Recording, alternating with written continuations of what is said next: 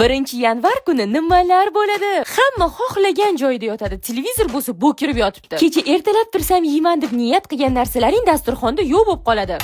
Qaysidir ochko'z pintuzani faqat go'shini terib yeb qo'ygan. Yana kimdir tortni ustiga o'tirib olibdi. O'sha kuni detskiy o'rtog'ing telefon qilib, ko'rishmaganimizga 1 yil bo'libdi deb prikol qiladi. Hojatxona doim band bo'ladi. Qaynisinglim ekan. O'tgan yildan qolgan oliviyeni yeb olsa kelin. Qaynaninam yemagan hazil qiladilar. Oliviye bilan norin qish tugasa ham tugamasa kerak. Alkash eringni bo'lsa kuni bo'yi boshi og'rib yuradi. Qaynisining hali ham o'tiribdi.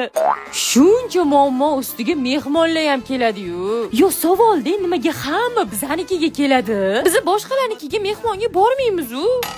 Mehmon kelsa mayli, ulardan keyin yig'ilib ketgan idishlarchi.